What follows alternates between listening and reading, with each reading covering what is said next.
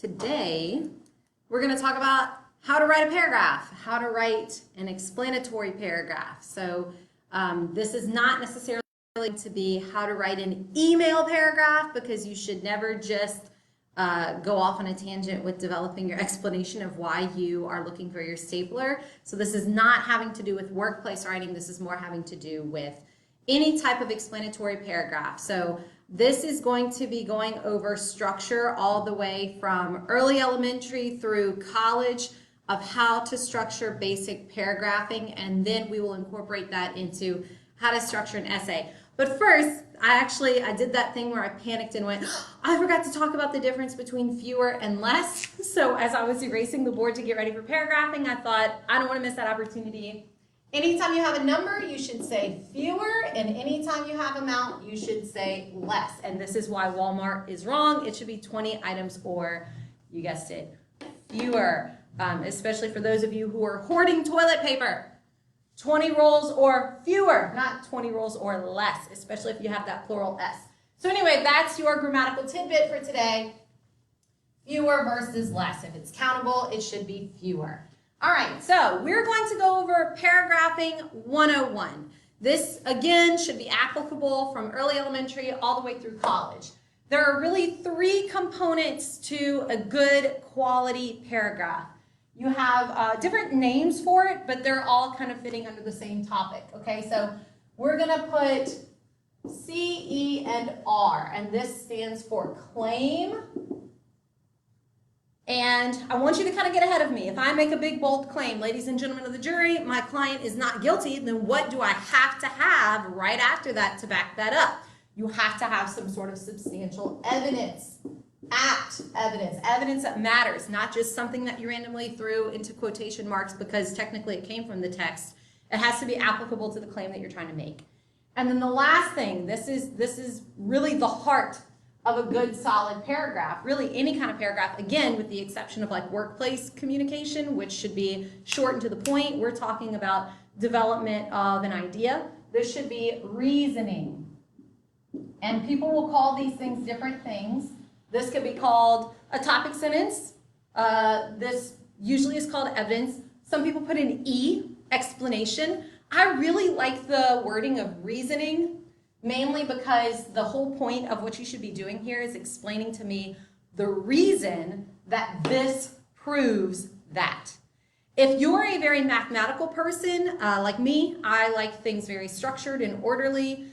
So I take like a recipe approach, not necessarily a formula approach, but I like to know what to expect. So does your reader. Then I think you're really going to like how I break this down. I stole this from another English teacher who works with the National Math and Science Initiative.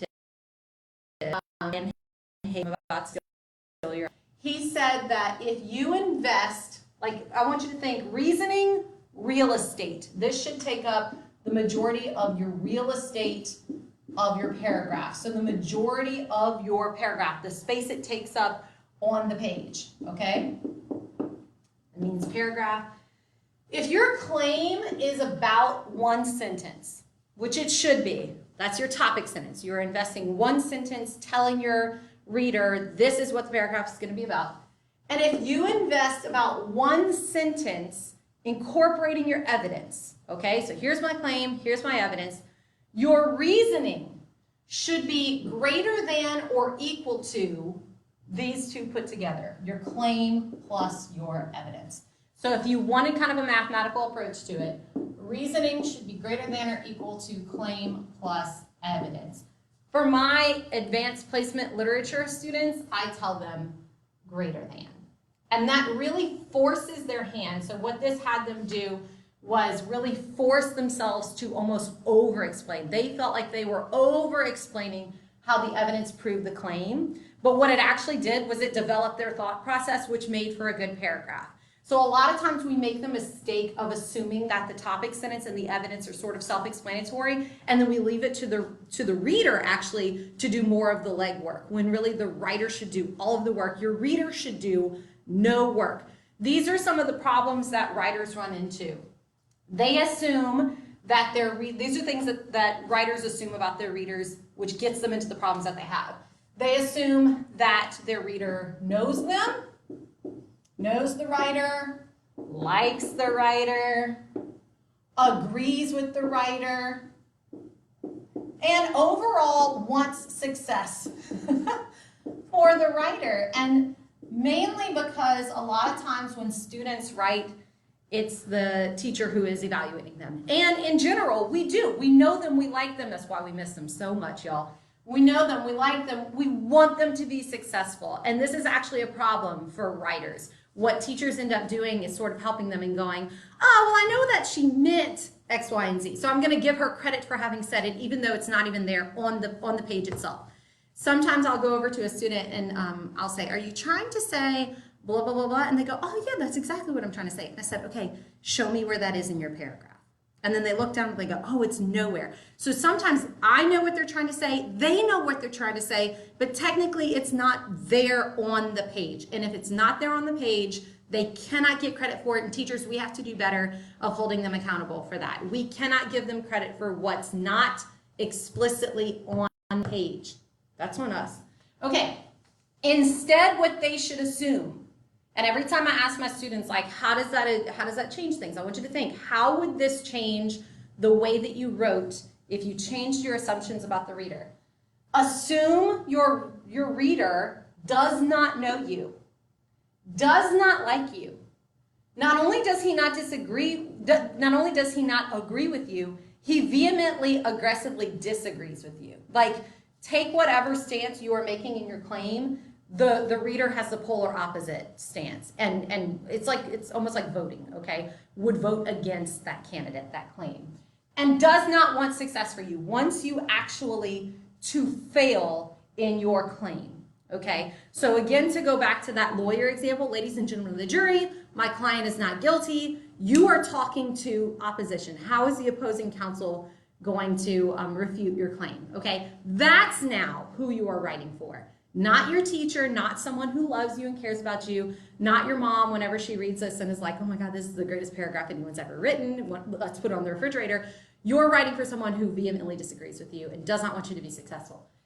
Every single time I say, okay, now how does that change how you would write this paragraph?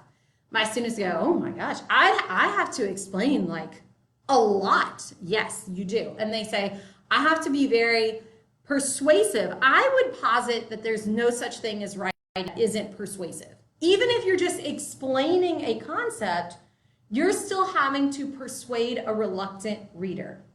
There's no such thing as writing that isn't persuasive, is my argument. And you do that here. You do that in the reasoning.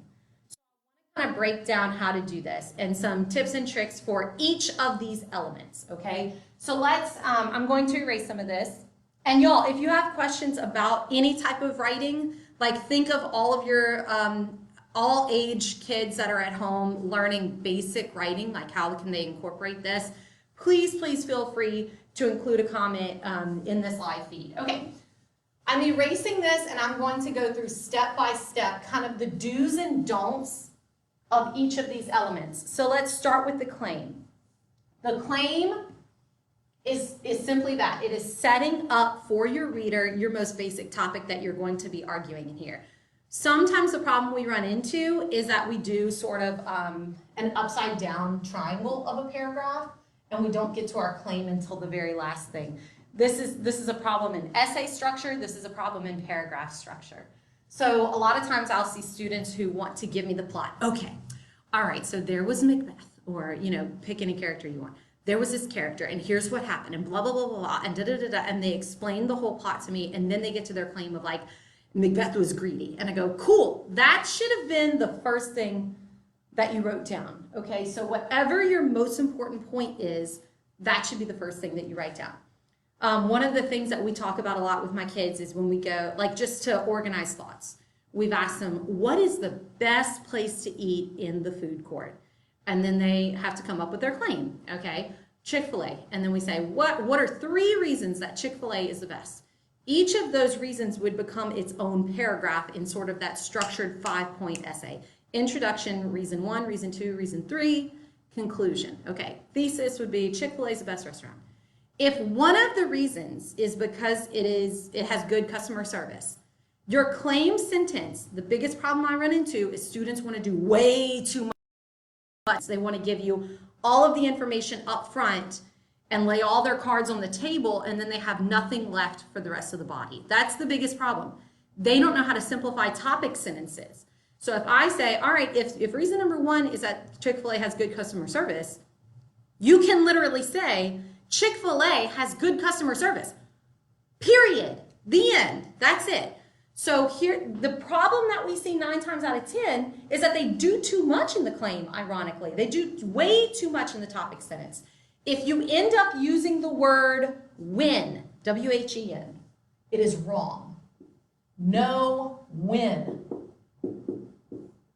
And here's what I mean. They want to say stuff like,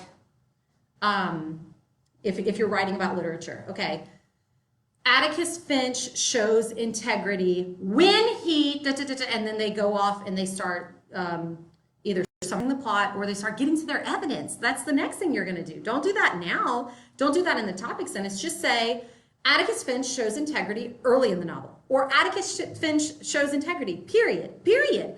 So most of the time I tell them, take that period, move it way up. So they go, well, now my topic sentence is so short. And I go, does it say what this paragraph is about? That's all you need.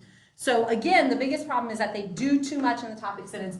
They should never use the word when in a topic sentence because they're robbing themselves of stuff to say later to really develop that paragraph.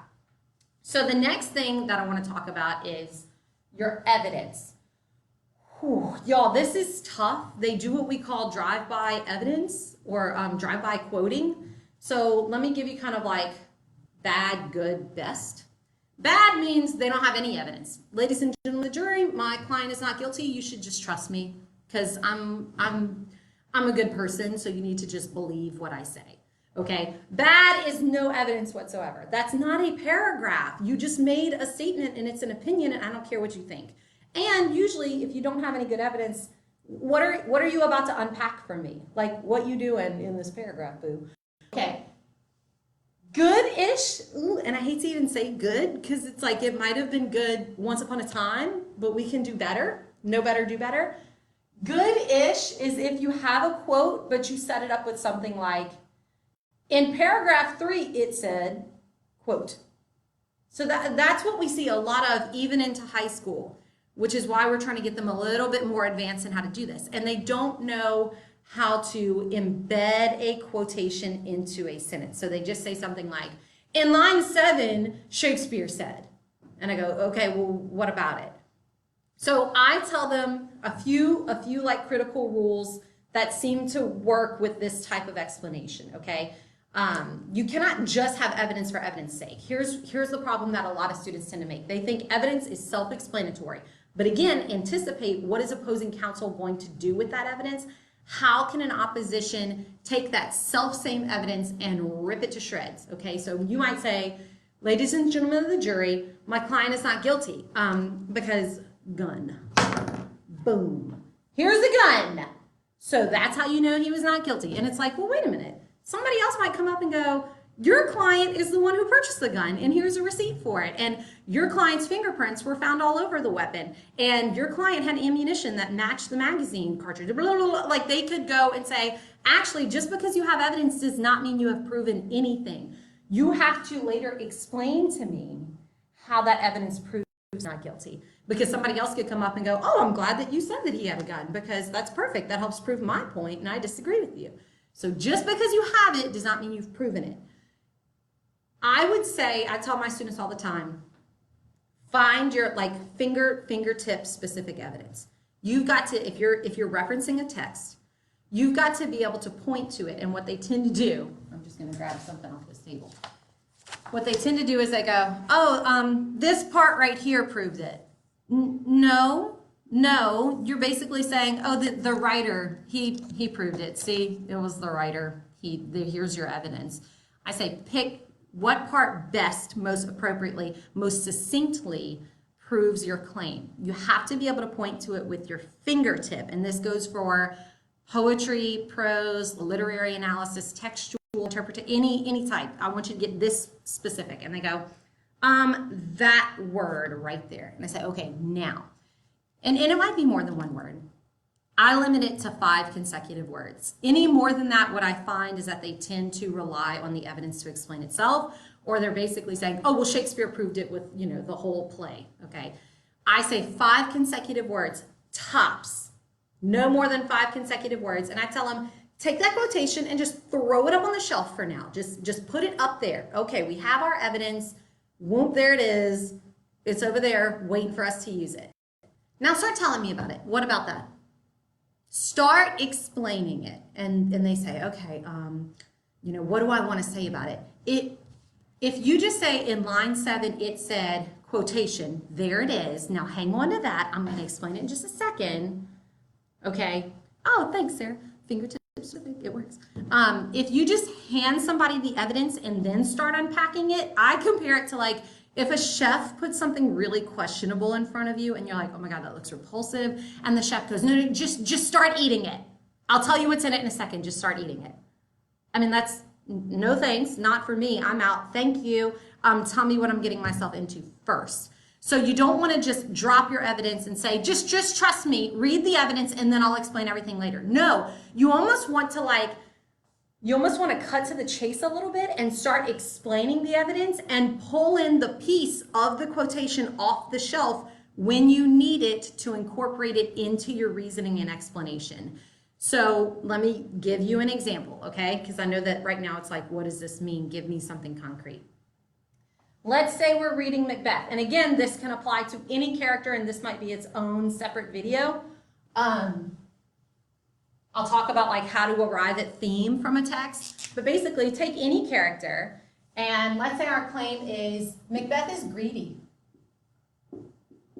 Notice I'm not saying Macbeth shows his greed when, no. That's next, okay?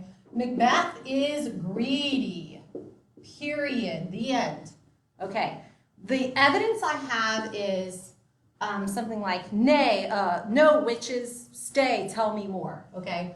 And I go, which part of that? Because that's a long line. No, witches, stay, tell me more. And they all go, more. And I'm like, okay, awesome. Fingertip specific, no more than 5 consecutive words, throw it on a shelf.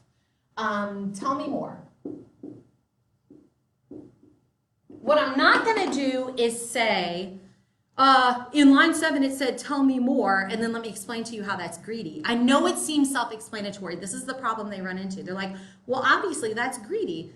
No, not necessarily. If I'm starving and you give me like a little cup of soup and I say I would like some more, am I being greedy? I don't think. So unless Macbeth comes out and literally says, I am so greedy, unless your evidence is a literal word-for-word restatement of the claim, you have to explain it.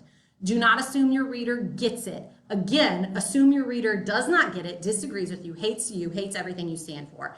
So just because the word more is there does not mean literal greed. Okay, does that make sense? Because that's a problem we see over and over again. Okay, so here's our evidence. Tell me more. So you want to kind of start explaining how that's greedy. And it helps if, here are a few things you can use, and we're going to hang on to this for the reasoning. What is the context? What is the definition? And then what would the opposite look like? This is going to help us with both of these. It's almost like you want to put these together to incorporate your evidence. So let's start with context. Actually, the witches have just provided Macbeth with a ton of really good information as a prophecy. That's helpful to know that even though they just gave him all of this information, Macbeth demands that they tell him more. Well, then how do I say that? Literally just like that. So that's another problem. Students will raise their hands and they go, I'm trying to say that even though they just gave him all of this really good information, he's greedy because he demands that they tell him more, and I don't know how to say that. And I go, you just did. So literally write that down word for word. That's why a really good scaffold for explanation is to have them tell a partner what their idea is and how the evidence proves it. They're so much better at communicating it interactively than they are writing it. They think there's a difference between how they would say it and how they would write it. And I would argue that the only difference is vocabulary. Really, that's it. Because they'll start to say, Well, obviously you don't want to put that in your paragraph, but however you would explain it to another person, that's your reasoning. So how are we going to incorporate this? Instead of saying in line 7, it said, tell me more, we're going to say, even though the witches just gave him all kinds of good information that's going to help him into his future, comma, look at that really good introductory phrase, okay, that's providing the context of why this is greedy, comma, Macbeth demands that they stay and tell, and we're going to make it fit to our sentence, tell him more. All I changed from the original text was the word me to him, and because I changed that word, I'm going to put it in brackets. That's where, and they go, well, can we do that? Can we manipulate the quotation to fit into the context of our sentence? Yes, absolutely. That's why these brackets exist. That's why we have that tool of punctuation in our back pockets to use that. You don't want to get to the point where you're manipulating it so much that now it's kind of getting away from the heart of what it's saying, but this is just making it fit. The me in this case, the him in this case was Macbeth, so it matches the original context. So again, we put our quotation, our fingertip-specific quotation, no more than 5 consecutive words, up on a shelf, and we started explaining, instead of just dropping it and then explaining it, cut to the next point. What are you going to say about it? Start telling me that. And then you're going, well, what do I have left to say in the reasoning? You're going to continue explaining how that is greedy, okay? So as if I'm an idiot, as if I tell them, and when I have my students practice this in partnerships, I'll say, whoever's listener needs to sit like this.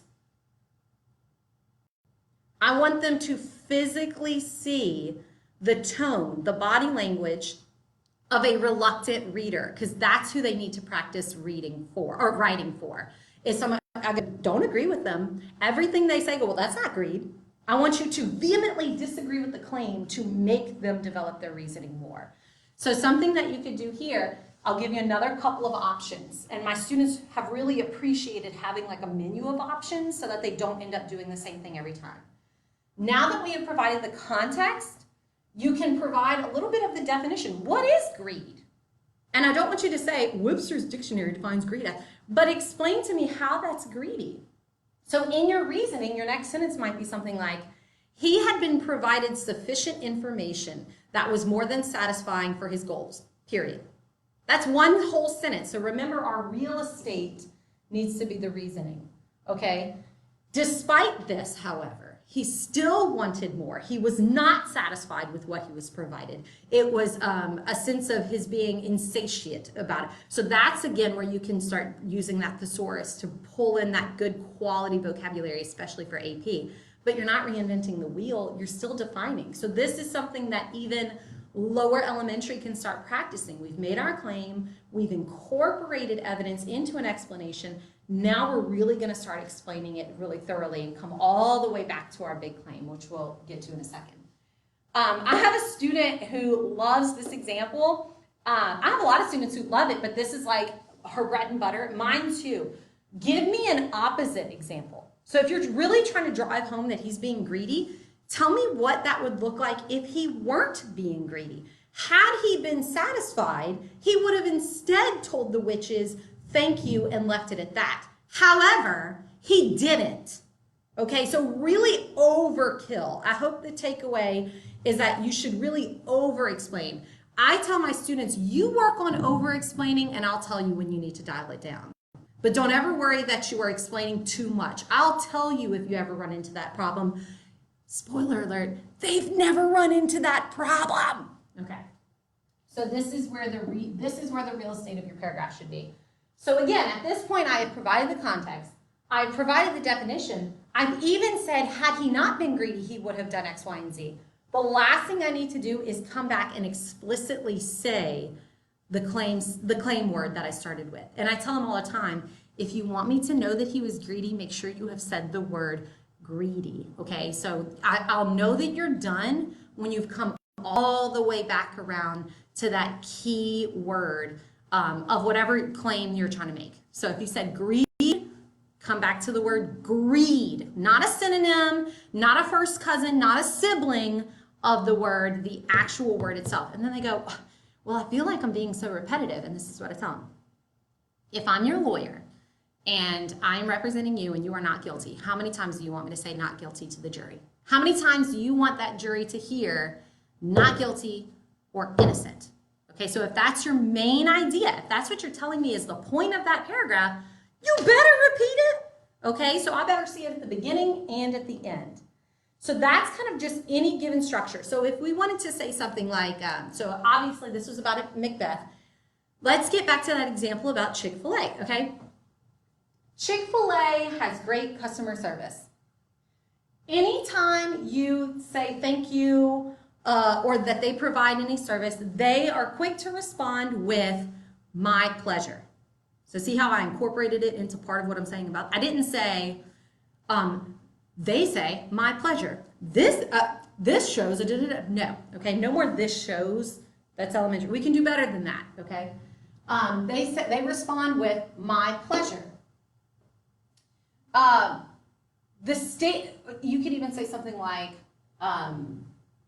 my pleasure denotes, or this phrase denotes, and I know that again I'm getting away from this shows, but you could sometimes, especially if you're going to incorporate literary devices, that's where I tell them to put it, in between this and shows. Mm-hmm. So with literary devices, you could say something like, this tone shows da-da-da-da. This diction shows blah, blah, blah. Okay, this imagery shows da-da-da.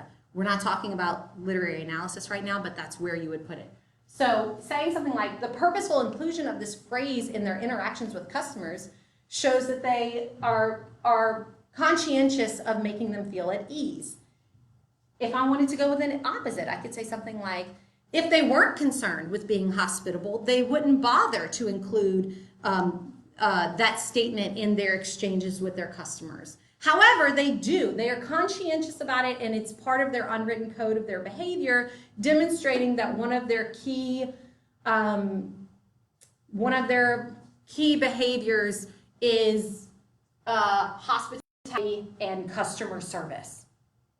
And if you wanted to go one step further, therefore, Chick-fil-A has great customer service.